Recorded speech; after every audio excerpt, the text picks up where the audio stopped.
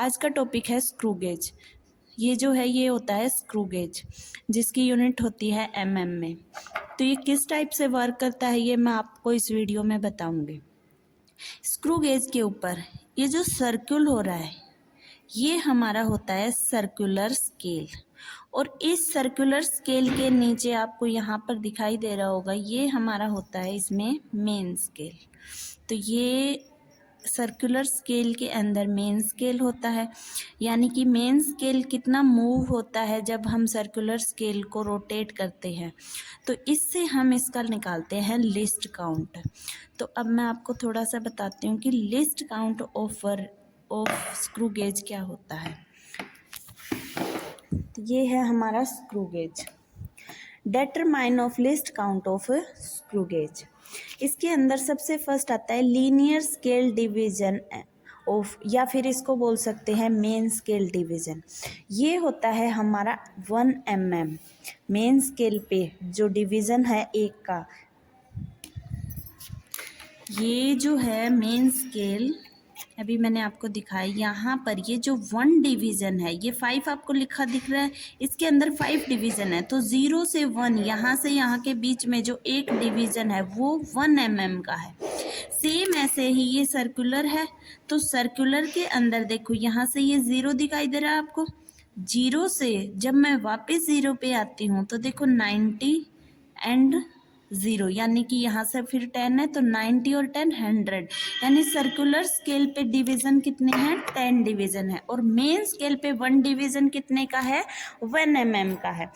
तो linear scale division यानी main scale पर डिवीजन कितने का है 1 mm का, और सर्कुलर स्केल पर जो नंबर ऑफ डिवीजन है वो कितने हैं 100।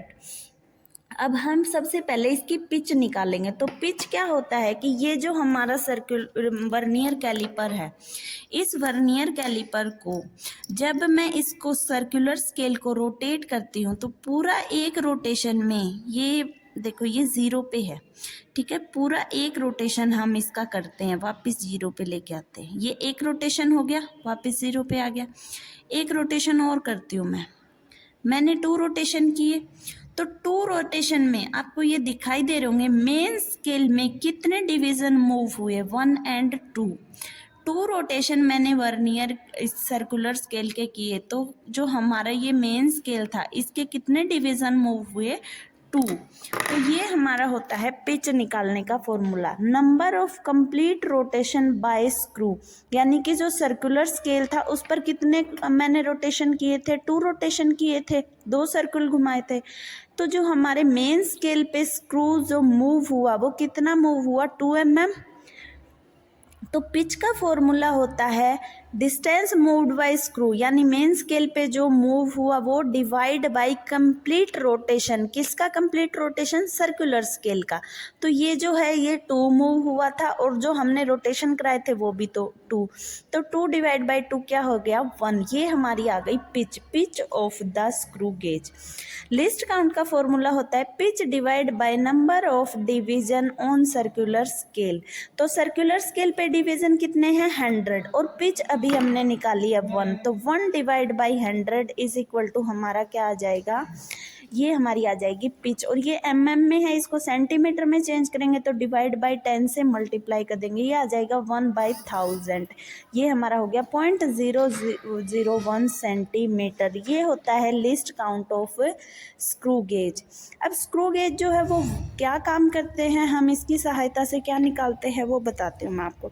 स्क्रू गेज काम आता है किसी भी थिन चीज़ की रेडियस निकालने के लिए। जैसे कि ये वायर है, हम जो एक्सपेरिमेंट करते हैं, बहुत सारे एक्सपेरिमेंट ऐसे होते हैं जिनमें हम वायर या फिर ये चीज़ें यूज़ करते हैं, तो उन वायर की डायामीटर या रेडियस चाहिए होती है। उसके लिए हम क्या करेंगे, स्क्रू गेज की सहायता से इसका डायामीटर निकालते हैं। तो ये आप क्या करोगे, ये जो स्क्रू गेज मैंने लिया है इसमें यहाँ पर आप इसको रखोगे इस टाइप से, ओके ये ठीक है। इस टाइप से आपने इसको रखा, अब आप देखोगे कि यहाँ मेन स्केल पे कितने डिवीजन रोटेट हुआ, तो ये मेन स्केल पे मूव जो है वो 0 है, और जो ये आपका वर्नियर है, इस पर आपका जो आ रही है वैल्यू वो आ रही है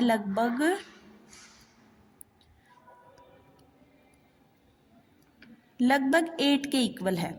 तो ये आप इस टाइप से इसको लिखोगे। यहाँ पर मेन स्केल क्या था 0, और वर्नियर स्केल पे जो था वो 8 था। वर्नियर स्केल के 8 डिवीजन थे, तो वर्नियर स्केल की रीडिंग क्या होती है 8 इंटू में क्या होता है लिस्ट काउंट। ठीक है, तो यहाँ पर जो रीडिंग आ जाएगी वो क्या हो जाएगी मेन स्केल प्लस में, यहाँ पर ये कितना है 0.008, तो 0.008। ठीक है, ऐसे ही आप क्या करोगे एक नो एरर के लिए कि भाई हमारा जो एक्सपेरिमेंट हम कर रहे हैं उसमें एरर ना हो, इसके लिए आप किसी और डिफरेंट पॉइंट पे, पहले हमने यहाँ पे निकाली थी, अब हम यहाँ पर देख लेंगे वैल्यू।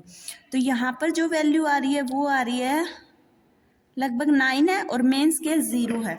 तो आप क्या करोगे मेन स्केल पे 0 रख देना, यहाँ पर 9 डिवीजन, और क्या करोगे 9 इंटू में 0.001 यानी कि 0.009, पूरी रीडिंग क्या हो जाएगी 0 प्लस 0.009।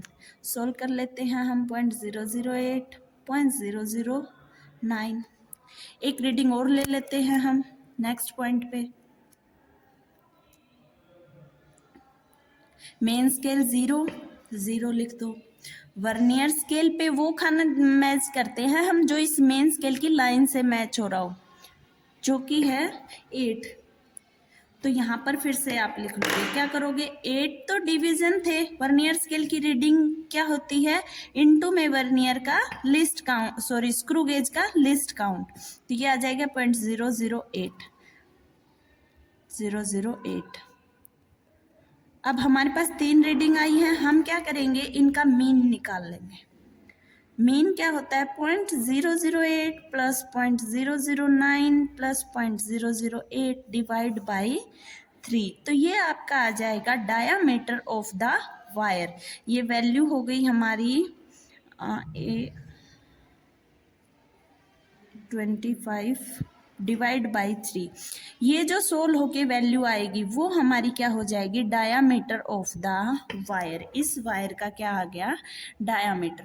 तो इस टाइप से किसी भी थिन चीज का डायामीटर या फिर उसकी रेडियस निकालने के लिए हम किसका यूज करते हैं स्क्रू गेज का यूज करते हैं।